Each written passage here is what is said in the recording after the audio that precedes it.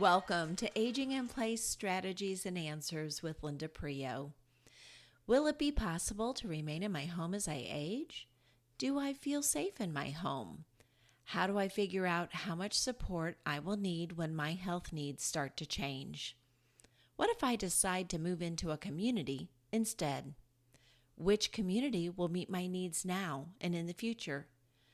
Who will play a role in helping me with decision making? Do you ask yourself these same questions? Aging in Place Strategies and Answers can help you gain practical knowledge that will help you create your own Aging in Place roadmap. If you are already a care partner, a power of attorney, or in crisis mode with your Aging in Place strategy, you will learn what you need to know that you don't know. For over 20 years, I have been marketing Aging in Place services to clients and educating families and healthcare professionals in how to put aging in place strategies into place. When you utilize aging in place, you are allowed to choose where you want to live and make those decisions so that you can retain your quality of life.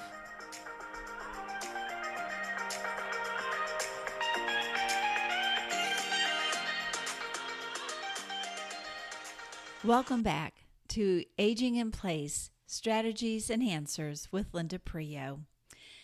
My husband asked me the other day if we will be able to age in place, and I assured him that that was a great question. After all, he is my sound engineer, and he is listening to each podcast and learning along with you. We took a moment and we discuss the legal documents that we already have in place and our completed healthcare directives. Usually we have yearly meetings with our financial planner so that we can get a good handle on where we are financially. We also understand what kind of medical insurance we have and what it will cover and what it won't. We understand that as we age, we might have to make some modifications to our home that we live in if we cannot do the stairs any longer. Having my mother live with us for 3 years helped us to know and understand what it's like when you have limited mobility. When it comes to additional care that we might need as we aged, I explained to him that if I became the patient, he was to consult a care manager to help him navigate the medical care and any needed placement if staying at home was no longer an option. And I told him I would do the same if he was the patient. Now I know some of you are thinking, Linda, with your extensive background and knowledge of aging in place and the healthcare system, why would you need additional case management assistance? Well, one day I was at work and my mother was living in my home and I had hit a roadblock and I just could not see any way around it. So I went into my executive director's office and sat down and started visiting with her about the situation. And when I asked her for advice, her answer was crystal clear. And I said to her, of course, that's what I should do. But the difficulty is that when you're emotionally involved, when this person matters to you, when you are the caregiver and you could be a little tired and a little stressed, sometimes those answers don't come as quickly or as easily. And so it is always wonderful to have a professional that you can reach out to who can offer an unbiased third-party opinion and offer their expertise. I told our executive director, thanks so much for helping me. But if that had been our client, I would have thought of it right away.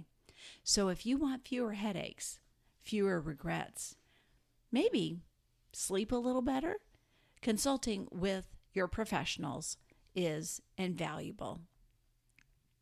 In my career, I have observed that when it comes to healthcare, we think we can do it ourselves.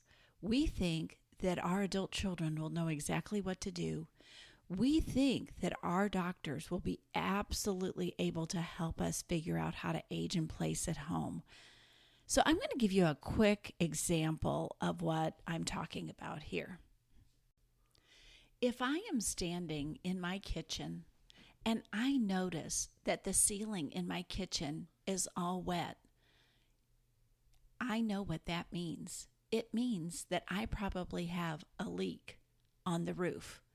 But I will tell you this, I will never go to the garage, and I will never drag the ladder out of the garage and set it up against the house, climb up the ladder, and look at the roof and try to assess what's going on.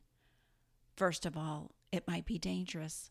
Second of all, I could climb up there and look over that roof, and I would probably never be able to spot what I should see because I am not an expert at roof repair. So because I'm never going to do that, I'm going to reach out to my local roofing professional. So I call the roofing professional. He comes out. He pulls the ladder off of his truck. He sets it up against my house. He goes up the ladder. He looks at the roof and he says, "Yes, ma'am, I think you have a leak in your roof, but I need to check something else before I give you my final answer and assessment." So he comes down off the ladder, goes into my house, checks the attic, comes back down, and then lets me know that putting a roof on a house that has bad plywood would be a waste of time and money. And so he's going to have his friend Bud call me, and Bud is going to have to give me an estimate of what we have to do first before we just put a roof on the house. So why do we think when we don't know anything about healthcare that we can do it all ourselves, that we don't need to consult a professional? I wouldn't try to fix a roof, and I bet neither would you. And I'm hoping that that simple example of something like that might help you to see the reason why in the Aging in Place Strategies and Answers that consulting professionals is the reasonable thing to do. So let's go back to the beginning of the podcast when I mentioned a lawyer, a financial planner, medical insurance, and care managers.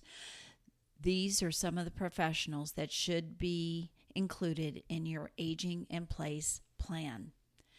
A legal plan of succession is vitally important for a business, and it's also important for life. Do you have a trusted attorney that is a specialist in elder law? You can tell if they do or not because they will have additional letters behind their name. CELA, Certified Elder Law Attorney.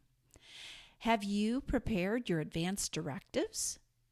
Have you established a trust or named a power of attorney? And if not, why not? You need those documents.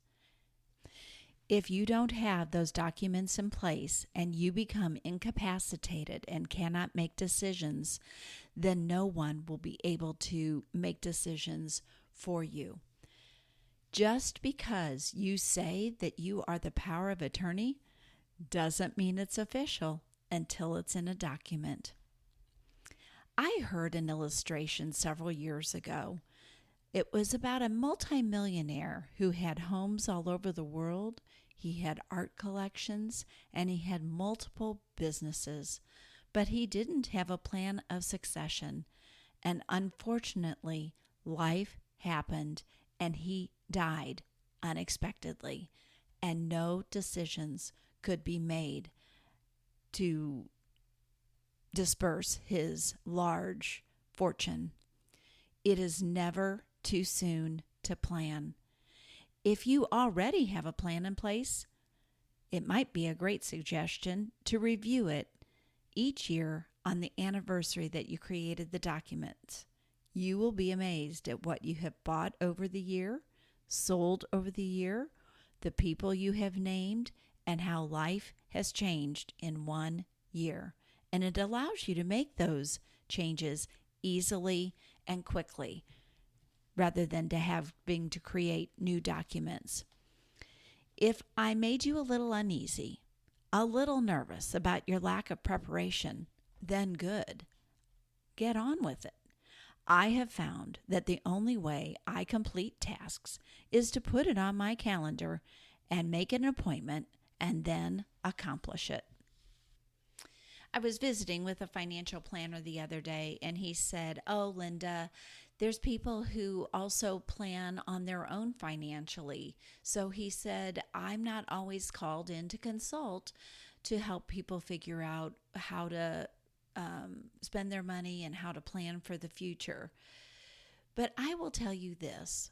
Several years ago, I was sitting in a presentation where a lawyer and a financial planner were explaining how to move money around into different accounts so that their clients could qualify for certain benefits. It became crystal clear to me that if you don't understand what your professionals are doing, or you do not get the right guidance at the right time, it could really affect future decision making. So invest the time in learning and invest the time in planning. The other day, I was visiting with a lawyer, and he told me that his client's hospital case manager told them when they left that it was time to start planning for Medicaid. The lawyer, when he met with his clients, reviewed their original plan and asked them if that was still the way they thought that they wanted to proceed. And they said yes, but the hospital case manager told them that they needed to plan for Medicaid. Well, the hospital case manager was correct. They needed to start planning.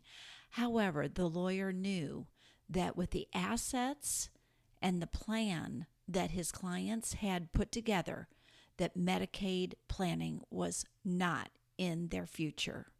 So again, connecting with your professionals, you will get professional advice.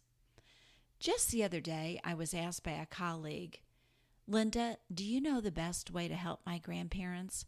I think they both have dementia, and my grandfather got lost and was found far away from the home. What should they do?" And I simply said, "Do they have a power of attorney designated and healthcare directives already in place?" And she didn't know the answer to that. And so I told her, I said, that will be job number 1. Consult your attorney, get an attorney, interview attorneys, but it is time to start planning for the future. It would be my guess that more people have financial planners than attorneys, and more financial planners and attorneys than care managers. Your financial planner should be your trusted financial guide that will help you put your life plan into place. In a discussion I was having with a financial planner, he told me that the role of a financial advisor has evolved over the past several decades from a stockbroker and investment consultant who pitches products to someone who becomes a trusted advisor who learns what his clients' plans are, potentially what their life plan is, and then creates investment strategies that can help them meet their goals. This financial planner always asked, "What is your life plan?"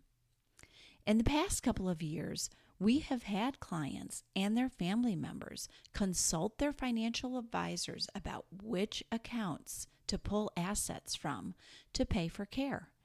They have also consulted their financial advisors to see if they can afford the care that is being recommended by the agency and how long they might be able to keep that care in place. Knowing all that information helps to make decisions, and it can help you too. Do you understand your medical insurance? What kind of insurance you have and what it pays for? It didn't take me long to learn that many clients and their adult children didn't know or understand what kind of health insurance their parents had. So I had to learn this information in order to help them access their Medicare covered services and to help them know what Medicare did not cover. And I am still doing that today.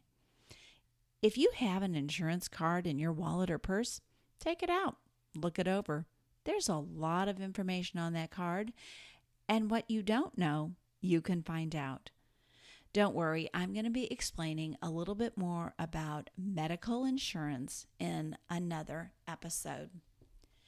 Early in the podcast, I talked about professional care management, and professional care management can help you create an aging in place plan. A professional case manager that is a nurse could become a medical power of attorney. And that medical power of attorney would need to get to know you and your plan so that they could advocate for you if you couldn't make decisions. That medical power of attorney or a care manager could also educate your power of attorney on healthcare decisions that need to be made as a result of your diagnosis. That care manager could show up at your bed at the hospital and coordinate with doctors, therapists, and discharge planners. They could explain all the information that they've been giving to you, look at the test results, and then share that information with your extended family so everyone is on the same page. Care managers can provide valuable assessments to guide you in your decision making. They can also attend doctor's appointments with you, and so much more. Well, it's wonderful if we get to plan, but you and I know that sometimes life happens before you get to plan, and that's when it becomes a crash course. The decision-making window will now be in warp speed. Fortunately, if you already have professionals, you can make phone calls to get the guidance you need. If you don't, then you'll need to start with an attorney and then try and figure out the financial pictures. Professionals have both types of clients, those who plan and those who are in crisis, so they will know exactly how to guide you and provide the necessary information to help you make the appropriate decisions. Here are some reasons I have heard during my career from non-planners. The first one is, they will have to carry me out of this house feet first. I've also heard this one. I don't want anyone in my home, and I had my family promise they will never put me in a nursing home. This is another reason for not planning that I have heard. I am going to leave the decision-making up to my kids. They will know what to do. Well, in my career, I have seen that that is exactly who's giving us a call. We don't know what to do. That's why we're calling you, they tell me. I've also heard, I don't want to spend the money. Well, people have the right to make their own decisions, and they also have the right to fail. And most likely, they will. So we usually advise the adult children, you know who to call when that happens. The main reason we fail to plan and talk about a health crisis and potential death is because they're just not easy topics to discuss. They're not easy topics to discuss with your doctor. It's not easy for your doctor to have that conversation with you. It is not easy to have that one-on-one discussion with your partner or your children.